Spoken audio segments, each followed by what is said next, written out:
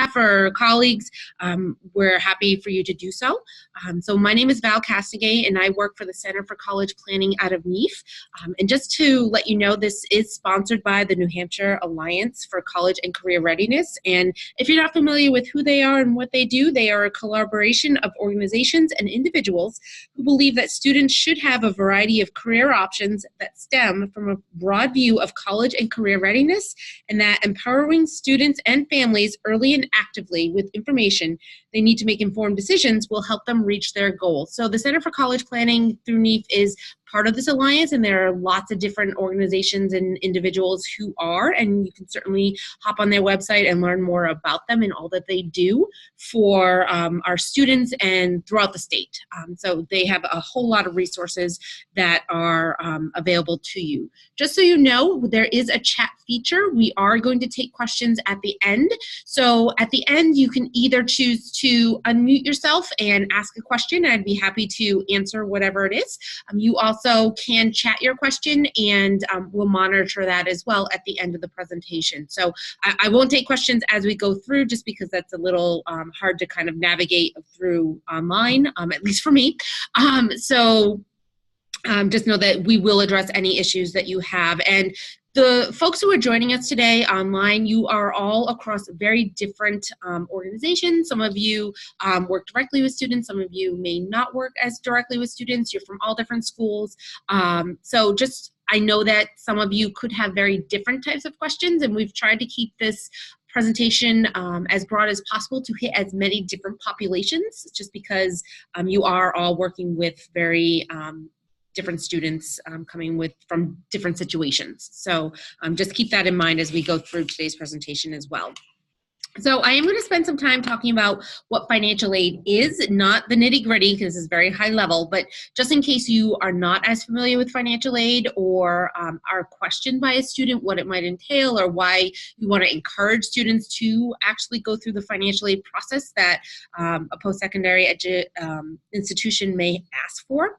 So financial aid is really money that students have access to help pay for any form of post-secondary education. Some of that may be free, and some of that may be not so free. So free money can come in two different forms. It can come in grants, and it can come in scholarships, and students may receive both. So grants are given to a student based on family financial situations, and scholarships are given to students based on something they did to earn it. So that's solely on them, and a lot of times that's based on academics, could be based on sports, lots of different things. So we're going to primarily be focusing on the grants portion, or whatever the FAFSA may be able to provide to students, because that is really why we're encouraging students to complete the financial aid paperwork. So grants can come from the federal government, and there are two different types. There's what's called the federal Pell Grant, and you may have heard of that one. That's the more common of the two federal programs. And we'll talk about what that, how a student goes about getting that. But some students may be eligible based on their family's financial information. So it's not available to everyone. It is solely based on a family's financial picture, really. But if a student receives a Pell Grant, it is free money that they do not need to pay back that is offered by the federal government. What I do want you to note is that if a student receives a Pell Grant amount, and when they fill out the form, it will tell them exactly how much of a Pell Grant they would receive.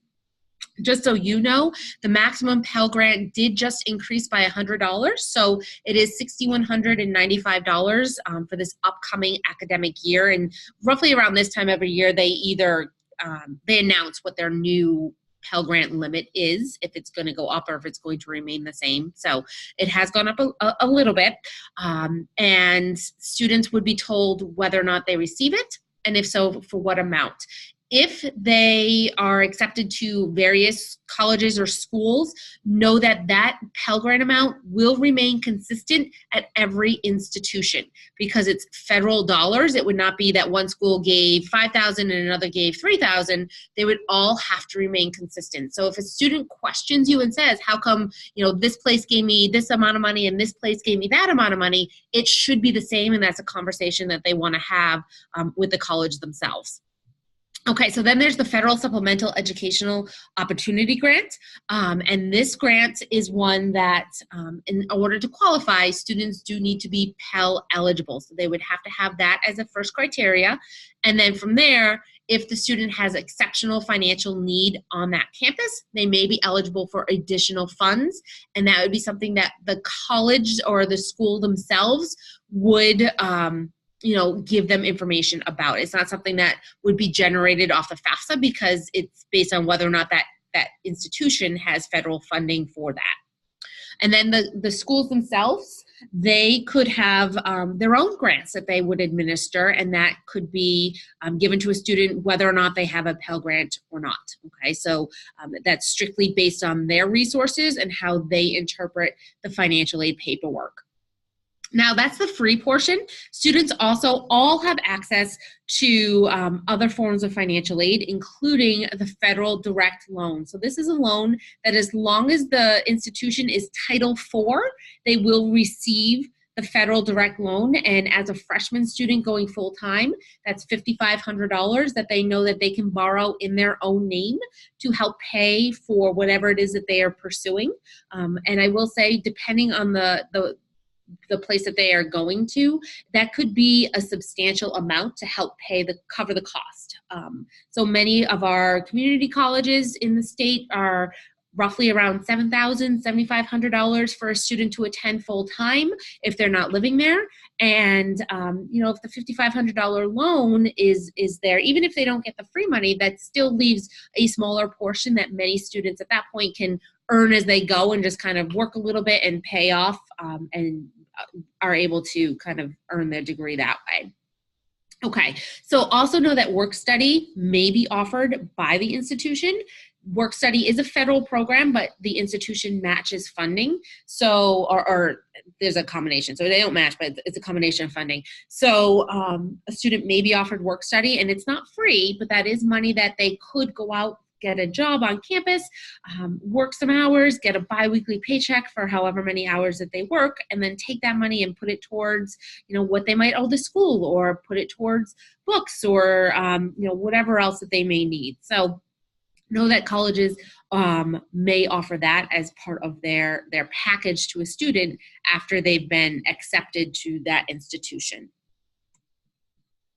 So we thought it would be interesting to look at what New Hampshire students have received over in terms of federal financial aid. And I do want to stress this is federal financial aid. This does not encompass anything that the institutions themselves have offered to the students. So this is, a couple of years back, this is the one that we have the latest information for. But in the academic year 2017-18, you can see the amount of Pell Grants, FSCOG grants, work study, and the direct loans that were offered to students. And just so you're aware, the difference between a subsidized and an unsubsidized loan is whether or not it accrues interest now or it accrues interest later. So a subsidized loan does not accrue interest until a student begins making payment on that 6 months after they graduate from their institution. Okay, so that's subsidized. Unsubsidized means that it is accruing interest the entire time. And every student will receive a portion of that $5,500 as accruing interest. So if a student comes to you and says, what's the difference between a sub or an unsub? The easy answer is a subsidized loan does not accrue interest, and an unsubsidized loan does accrue interest the whole time. Okay, that's the only difference. They have the same interest rates. They're both in the student's name. They both don't need a cosigner. It's just whether or not it's accruing interest now or later. I do also want to make mention that this does not include any funding from the state of New Hampshire. So many of you have probably seen the Unique Scholarship Program, the Governor's Scholarship. I'll talk more about that later, but that was not in existence during this academic year that we're looking at. So just know that those different components are not included in these figures. But you can see that a good number of our students received significant help in paying, and how they did that was they actually applied. I think that's really the biggest hurdle for a lot of students, is that they do not apply because either they don't think they're eligible, or they don't know about it, or I don't know, there's a whole host of reasons, but that's kind of what our messaging is, to really make sure that students know about the opportunities that are there to help them kind of reach their goals. Okay, and this is why that's there. All right, so who qualifies? We work with a lot of students who are like, yeah, I'm not going to file that. I don't qualify. Well, everyone qualifies for something, okay? So regardless of the family's financial ability to pay for college, and by that I mean whether or not they technically could pay the full cost of whatever it is or wherever they're attending or not, they still have access to that loan. So many families, even if they could pay full boat, they still want their student to have, some ownership in that and have that federal loan that's in their name. So everyone qualifies regardless of family financial situation. How they do that is they have to file a FAFSA form. So it's a free application for federal student aid, and it's a federal form. And this is one that they do have to file every year. So I think that's also a big misconception with a lot of students, is that they think it's one and done, and it's not. They do have to file every year. So if you're working with a student, I know you're probably not following them through to college, but just let them know, if you have that conversation with them, that they do need to keep this going every year that they're in school.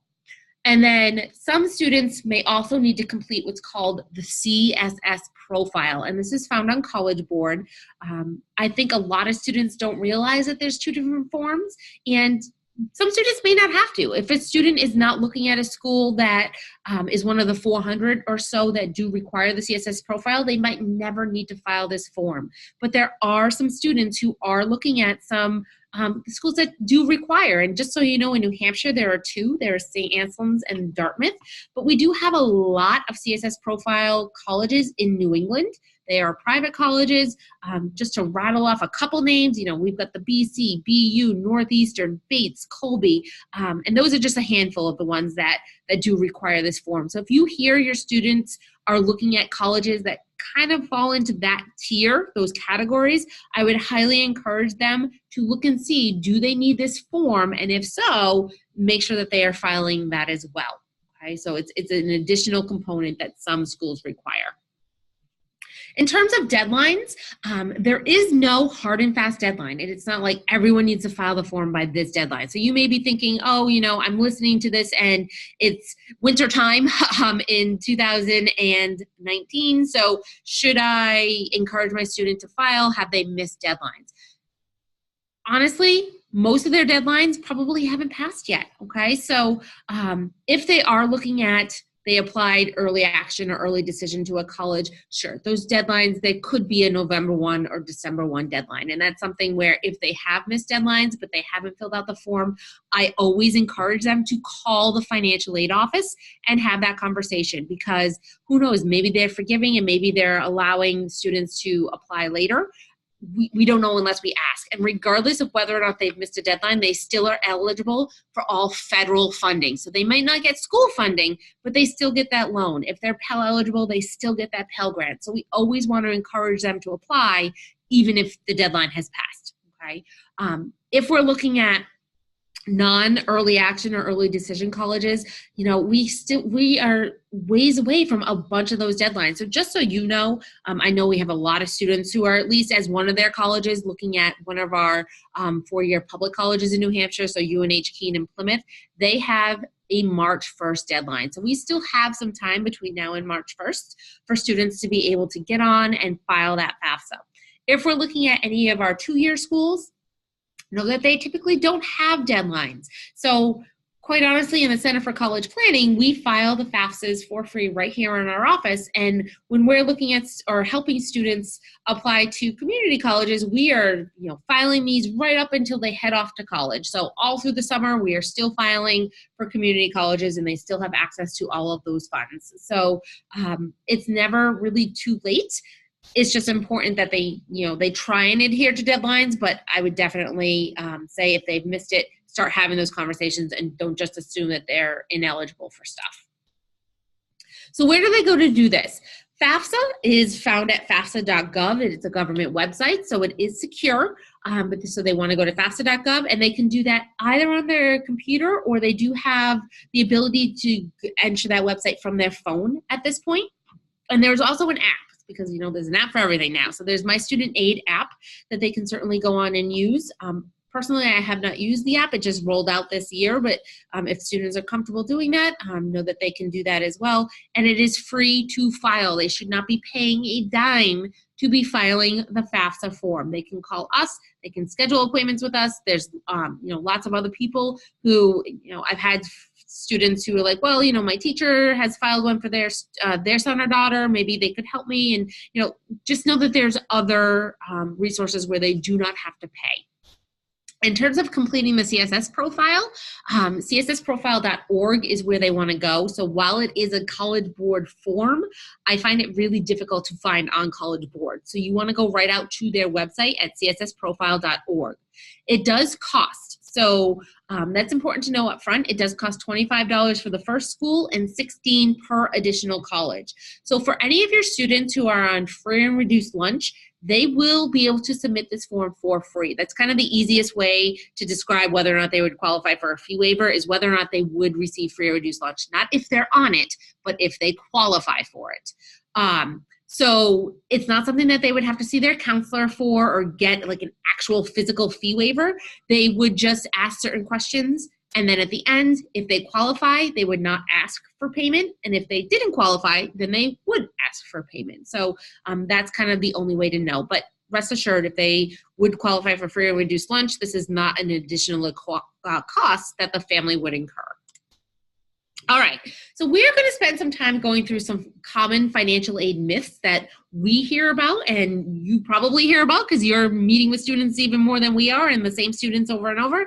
So you've probably heard way more than we have, but we are just going to kind of talk about some of the ones that we hear and really why it's a myth and why it's not true.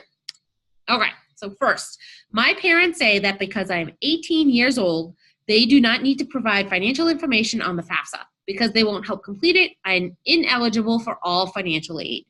Okay, so it is not true. They are still eligible for financial aid. This is a conversation that, quite frankly, I have with a lot of parents.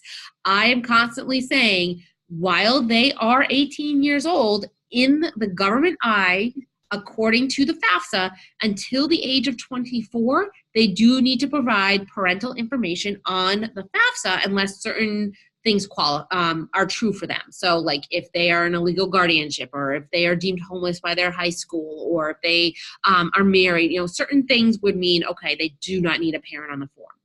But just being 18 does not make that qualification happen. Okay? So if a student is 18, they technically need a parent on the form for it to be considered complete and for them to be qualified for everything. However, if a parent refuses to file the FAFSA, at that point, then the student can file the FAFSA, and they would just indicate when the question asks, will I provide parental information? They would just say, I will not provide parental information. Doing so means that if they were Pell eligible, they will no longer receive the Pell Grant. Okay, that's a big one. So if I do have that conversation with families and say, it's really helpful for the student for you to fill this out, because while it's not making you liable to pay, it is making the student eligible for as much as they possibly could be based on your financial circumstances. But just know that they would still be able to file. They would just only be eligible for the unsubsidized direct loan. So they would be able to borrow that $5,500 from the government.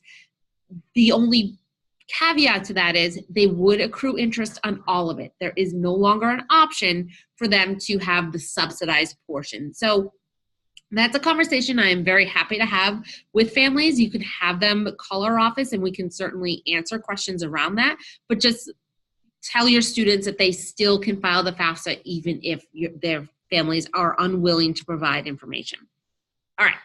My parents are not required to file taxes because their only income is Social Security, so I can't file a FAFSA. That is also incorrect. So if parents are not required to file taxes, which is often the case for a family who is completely on Social Security or Social Security disability, they would only need to file taxes on the taxable portion, and based on what that is, they may not meet the threshold for having the minimum amount of earnings that they would need to file. That is okay. There's an option on the FAFSA that says, are parents or did parents file a 2000 and in this situation 17 tax form?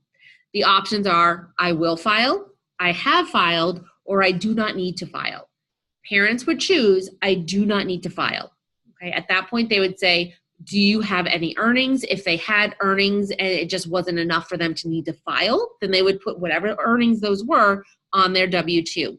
If it was solely earnings from Social Security or Social Security disability, they would not need to put a number there because that is not considered a wage. It is considered, money that they're living off of, but it's not a wage that they earned from working. So they would just put 0 and then complete the rest of the form. So students can still file the FAFSA, and we do all the time for families who are not required to file taxes. So this is one I've actually seen more and more of lately. My parents have not filed taxes in several years, therefore I cannot file a FAFSA. So it gets tricky because technically the FAFSA is asking for information for the tax year that they're asking it for, and for this instance it's for 2017. However, there are families out there who have not filed taxes in a year or more. I've had families not file in 10 years, okay? In this situation, they would say, I will file my taxes, because technically they're supposed to be filing the taxes. I will file my taxes and put in estimates to the best of their ability. If they do not go through and actually file their taxes, students are still eligible for the unsubsidized direct loan.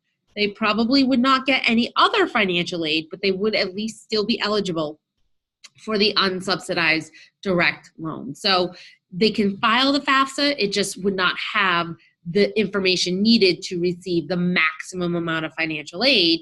And we would encourage families at that point to try and catch up on their taxes, to try and give students as much as possible in the form of financial help. All right, so we can't find our tax return, so I can't complete the FAFSA.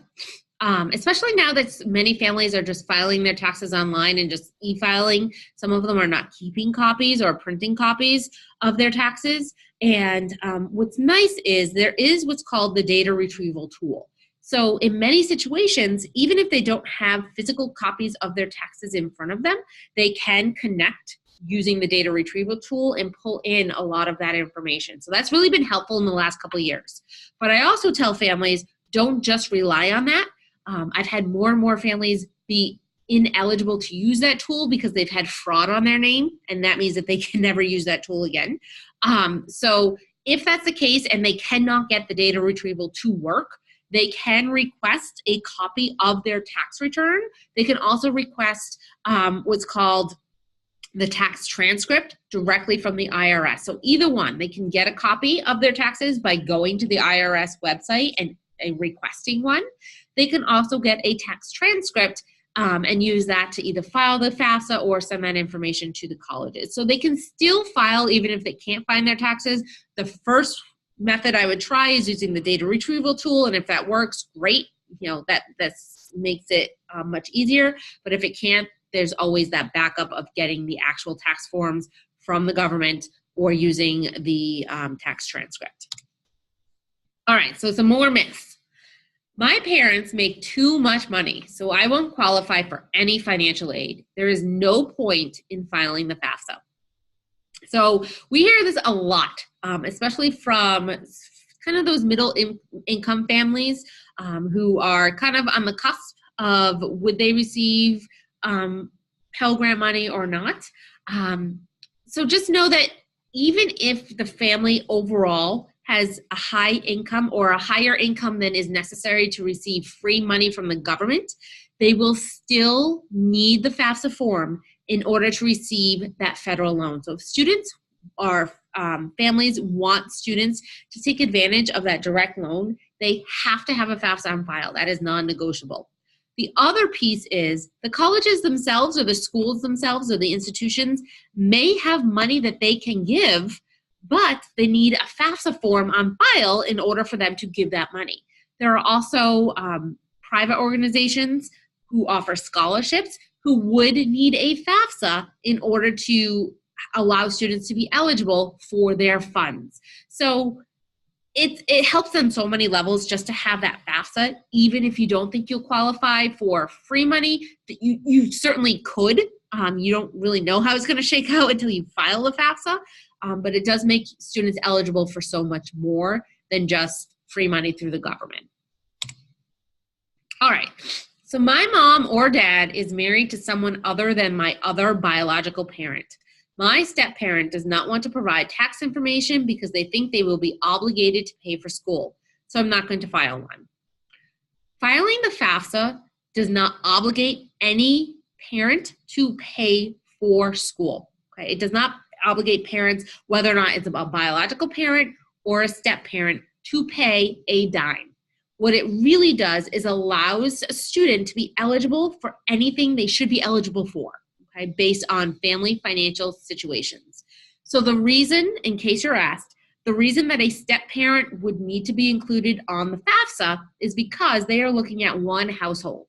And if the biological parent, the FAFSA parent is the term that they use, if that FAFSA parent is married, they do need their spouse's information because the household is being run from two people's income. Okay, so that's really what it comes down to. That step-parent is helping pay the mortgage or the rent or the electric and all those other things. So they are contributing, whether or not it's contributing towards college, they're contributing to the upkeep of the household. So because of that, they do need to provide their information. But as I said, providing information does not obligate anyone to pay. It's just saying, will my student be eligible for any of these things? Okay, so I always tell parents, you are helping your student by filling out the FAFSA. If they don't qualify for free stuff, then they don't qualify for free stuff, okay? But it still doesn't obligate you to pay, regardless. You're just helping your student get whatever is kind of due to them based on your financial situation. Okay, I can't file the FAFSA until after I've been accepted to schools, so I'm waiting. A lot of families think that they have to do the admissions process first, wait to get accepted, and then do the financial aid process. And sometimes those overlap. So if, a deadline of March 1st is happening for Keene, Plymouth, and UNH, I'm just using those because those are, our state schools and they have a March 1st deadline. If you wait until after that and to wait to find out if you've been accepted and then file, then you've missed deadlines to those particular colleges or any college that has an after deadline from when you've been accepted. Okay, so we want to make sure that we are adhering to those deadlines, and sometimes that means filing a FAFSA before we actually know whether or not we've been accepted. So we just kind of put it out there. It just stays out there until a student is accepted at the college, and then at that point, admission tells financial aid, hey, financial aid folks, it's time to start packaging the student, pull down all of that information, and kind of do your thing, okay? So know that these processes can be simultaneously happening. It's not all exclusive. One happens, I get accepted, and then the next thing happens. Sometimes we're doing all of this all at once. So just make sure that you're looking into that or advise them to look into that. All right, and I think the last one that we have up here is one or both of my parents are not U.S. citizens, so I can't file the FAFSA. It actually does not go by the parent when filing the FAFSA. It goes by the student. So as long as the student is a U.S. citizen or an eligible non-U.S. citizen with certain credentials and visas, and I'm not going to go through all of those different criteria, they can certainly look that up online or have that conversation with the financial aid office. But just know that it does not go by the parent. It goes by the student. As long as the student meets the criteria to file a FAFSA, then they can file a FAFSA.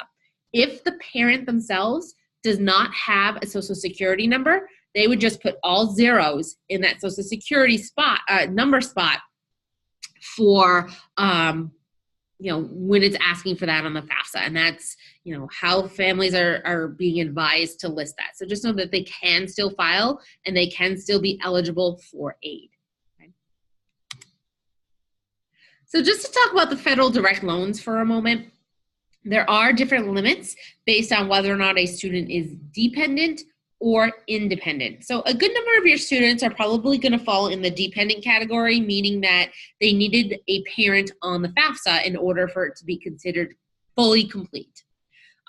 For independent students, those are ones that, they're in a legal guardianship. They are in foster care. They are considered homeless by their high school liaison. They have a child of their own that they support more than 50%. they are married, they are a graduate student. There's certain criteria that would warrant an independent status. So that's why you would see different loan amounts based on whether or not it's a dependent or an independent student. So as a freshman, dependent students can borrow $5,500. It does bump up a little bit to sophomore year at $6,500, and then junior and senior year will be at $7,500. So the grand total you can see is $27,000 that our typical student coming right out of high school is going to end up incurring over 4 years if they do go full-time over those 4 years. Okay, to give you a rough idea of loan payment, just because I love to throw in that, it's roughly around $310, $320 a month for 10 years for them to pay that amount back. So if a student says, I'm afraid to borrow that amount, I don't know how much that would be in a payment, you can, comfortably say it'd be around $310 to $320 a month, depending on what the interest rates are. And they do change those yearly in Congress based on whatever the market is doing. But that's a realistic number for them to have. So because independent students do not have a parent listed on the form, they can borrow a tad more money. So it's not huge numbers, but they can borrow additional funds to help pay for college. So they do go up a little bit. And they are eligible to do that as part of this. All right, so the Granite Guarantee. Some of you may have heard of the Granite Guarantee, and quite honestly, any student who, if I'm filing the FAFSA for them, or if I hear that they are Pell eligible, I say, okay, let's have a conversation. Because a student who is Pell eligible and is accepted, so that's a key point. They, number one, have to be Pell eligible, and number two, have to be accepted. It's not an automatic. Some students are like, oh, I'm Pell eligible, so I can just go to these schools and have it be, free tuition. No. They have to be accepted to these colleges, okay? But if they are accepted to Keene, Plymouth, and UNH, either Durham or Manchester, and they're Pell eligible, they will receive free tuition to those colleges. It does not include fees, and it does not include room and board. So I want to be very clear about that, because some families don't always understand what they're qualifying for. They just heard the term, but it does not include the fees or the room and board. But free tuition is huge for a lot of these families. So I always tell students, okay, if you're Pell eligible, let's think about maybe do we want to apply to one of these schools or multiple of these schools to see how that kind of shakes out for us. A lot of students are taking advantage of the Granite Guarantee, and it saved a lot of money for them. So it's definitely something that I recommend that students look into. In order for students to continue receiving the Granite Guarantee in subsequent years, they must remain Pell eligible. So if they are Pell eligible as a freshman and they attend one of those schools, then their tuition is free. If all of a sudden they fall off sophomore year, then they're eligible for whatever their FAFSA says they're eligible and whatever the college says they're eligible for, but it would not fall under the Granite Guarantee. Okay, so they have to remain Pell eligible in order to keep that. So that's important to know. So the Governor's Scholarship is fairly recent. Some of you may be familiar with it. Some of you may not be familiar with it. I have the website up here so that you can kind of get more information about it. I've just kind of hit the highlights on this slide. But in order for students to qualify, they first and foremost must be Pell eligible. So that's something important for you to know. Students may receive up to $1,000 to attend a New Hampshire college or university. So that has to be a New Hampshire college or university, and that's something for them, if they're going out of state, they would not be able to qualify for that. If the student graduates high school as a New Hampshire scholar, and your schools know if they're part of that program or not, and students should know whether or not they've been designated as a New Hampshire scholar, but that's certainly something that they can look into, then they are eligible to receive an additional $1,000 in this grant per year. So students technically could either have $1,000 or $2,000 as part of this scholarship program based on their specific eligibility. This is a little different than the Granite Guarantee, because if they receive the Governor's Scholarship for either the $1,000 or the $2,000 and they are no longer Pell eligible after the first year, they still will keep that scholarship. Okay, so that's not money going away as, other programs are. So they're a little different that way. It is important to know that the scholarship is non-transferable to other colleges. So if they start at one school and had the governor's scholarship and then transfer to a different New Hampshire college, even if it's in New Hampshire, they may not be part of that governor's scholarship program anymore because it does not transfer from school to school. It is administered by the college's financial aid office. So if you have questions or if your student has questions about this particular scholarship or whether or not they would qualify, I always say it's good to call the financial aid office because they administer it and they would be able to answer your questions, as well as take a peek at this website that really goes through much more of the nitty-gritty than I kind of went through here. It's definitely high level, but just to put this on your radar as something that your students may qualify for. And then one program that honestly I can't talk up enough, and I bring up at every presentation that I give, is the New Hampshire Charitable Foundation. And they are the largest source of aid in New Hampshire, okay, for students to receive any kind of private funding to help pay for college. So there are different programs as part of this, and I'm going to touch on them, but their website, nhcf.org, has a ton more information as well as the applications. But there are two specific scholarship programs and then the medallion fund that I want to touch upon. So there's the statewide student aid program, and this one is specifically for students who are enrolling in a 4-year degree program. Their application comes out February 1st, and this year is due April 12th. So it's whatever the Friday is that happens to fall near the 15th of the month. So this year it happens to be the 12th. It is a 5 p.m. sharp deadline. So I've had students who are like, hey, we got it in by midnight, but they missed the deadline because they waited those couple of hours. So it's important that students adhere to these deadlines because there is a lot of money that they have access to that students could qualify for, and they really need to take advantage of this. It is a form, though, that is on the lengthier side because it does encompass a whole lot of different components. So students should not wait until a day or two before to start filing this form. It's something that they want to think about in advance because they also need recommendations, and there's more things involved than just like filling out this one little essay. Okay, so students need to think about that in advance. But since they have over 2 months to do that, plenty of time for them to start filling this form out. There's also the Career Aid to Technical Students program, and this is specifically for students who are enrolling in a 2-year degree. Okay, so their deadline is extended. Their deadline goes through the middle of June, so they have a little extra time. With both of these programs, they typically find out, maybe in the June timeframe, whether or not they've been given these scholarships or received a scholarship through these different organizations, these different donors who are part of that.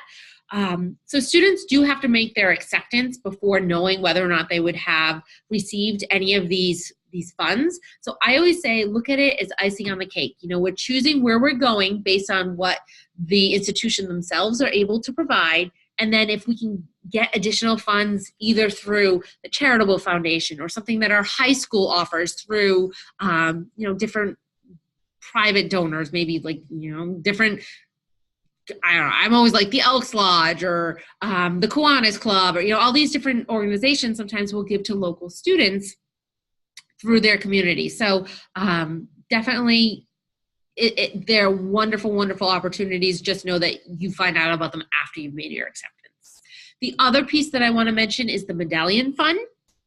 So as I have listed on here, it's really geared to learners who are interested in pursuing trades, certification, in emerging technical sectors and other high growth occupations that are in demand by New Hampshire employers. It can help cover the cost for the certificates, the licensing, apprenticeships, 2-year degrees. Like, it does encompass a lot of different components, and they have a lot more information right on nhcf.org about all of these programs, and the applications are out there as well. So I highly, highly encourage students to go out there, and like I said, I cannot tote them enough because of all the good work that they've done for students and how much in aid that they've been able to help put in those students' hands to help pay for really their future. So please take a peek.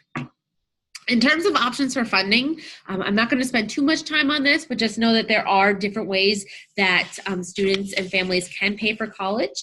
So some do have, the ability to take from current income, and some certainly don't. But with that, if they do have the ability, there are what's called tuition payment plans, and that's something that is set up directly by the colleges themselves, and that's something students can look into. And it's not saying, hey, this school is going to cost $10,000 over the course of a year or $5,000 or whatever it is. It's saying, is there an amount that the family knows is reasonable for them to pay per month? $100, $200? Is there some amount that makes sense financially for the family? And if there is, then great. If not, then we can certainly look to do the whole thing in the loans as well. There are two types of loans. There's the Federal Direct Plus loan. This loan is specifically for parents. Okay, so it's not for a student, it's not for a grandparent, it's not for a friend. It is just for parents, including step-parents, that they can have in their name. I do want to harp on the fact that students can never officially take over the PLUS loan. If students want to help pay on it, great. They will always be happy to take payment, okay? But it's always officially in the parent's name until it's paid off.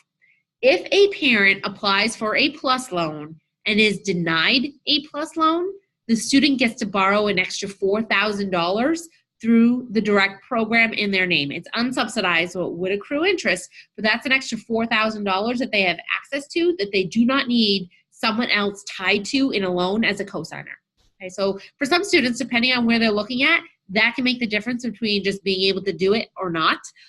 Obviously, some schools, it might be a drop in the bucket, okay? But just know that that is out there. So if a student comes to you and says, I don't think my parent will qualify, always my advice is apply and see what happens. The application is not acceptance. The application is just seeing whether or not they qualify. If they qualify and then don't want it, no harm, no foul. Don't sign the master promissory note, back out, okay?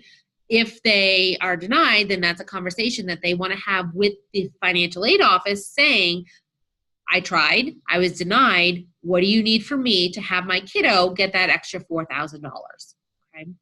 And just so you know, in terms of what they're looking at, they are looking at, is the parent in open collections? Are they in default? Is there a recent bankruptcy? So they don't care about FICO scores, and they don't care about debt to income, okay? At least at this point. So I guess not that you're going to know the financial ins and outs of the families, or not necessarily that you would want to know, but just know that you can very clearly say, it's based on these things, it's not based on your score. So you want to try and see what happens. Okay. And then there are private loans. These ones would be in the student's name.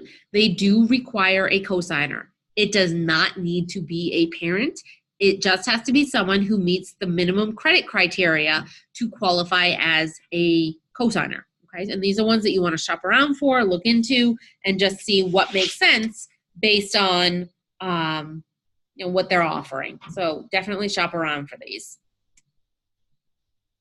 And then the last thing is really just knowing that we are here. The Center for College Planning is here to offer free help with this process. We will file the FAFSA for free. We will sit down with families and go through the funding part for free. We will sit down, this time of year, we're starting to see award packages come back from families, and they're like, I don't know what this means. I don't know what makes sense. What does this mean in a loan payment? I just don't know.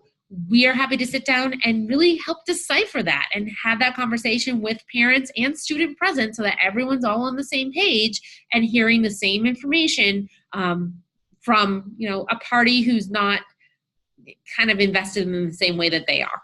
Okay, so sometimes it's good to having that fresh perspective and just giving the facts, and families can go off and make the decision that works best for them. Okay, we are happy to do that. Our phone number is on the screen.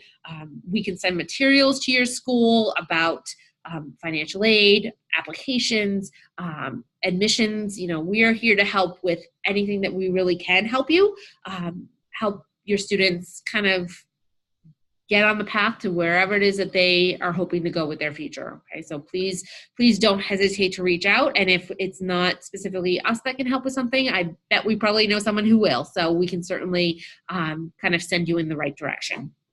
So with that being said, I am going to flip to our question slide and see if any of you have questions that you would like to either chat, and I can answer verbally, or if you wanted to unmute yourself and ask a question of the group, there could be a situation that you might be able to explain better just by having that conversation. I'm happy to do that. So if anyone has anything, now's the time.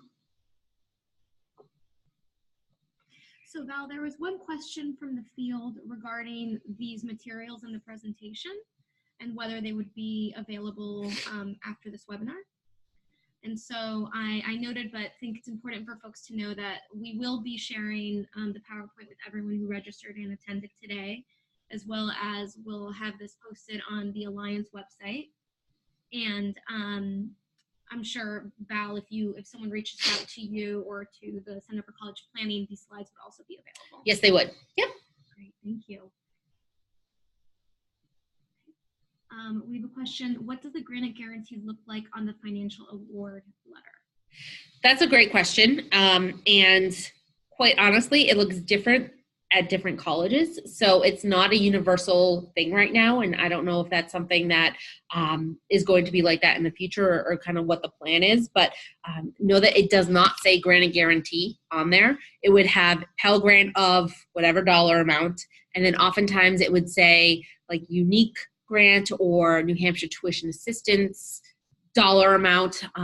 It can vary. So basically you would want to add up all the free money and just make sure that the free money equaled the cost of tuition.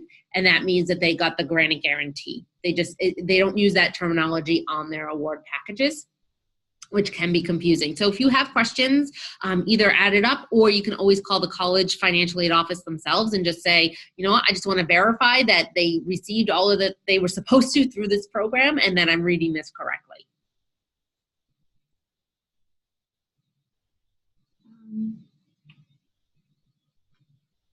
Another question. If a family has investment rental property, is the money they receive from that counted as income on the FAFSA? Great question. Yes, it is, because it is taxable. So whatever is listed on their 1040 would be what they would have to put in. So they could be certainly getting more, but because of deductions and all this other stuff, it's not whatever they got cash in hand. So it would flow into their 1040, and it would be found usually on line 17 of their 1040. But they don't even really need to worry about that. It's just part of their adjusted gross already. So it's not something that they would add to. It's just something that's already there.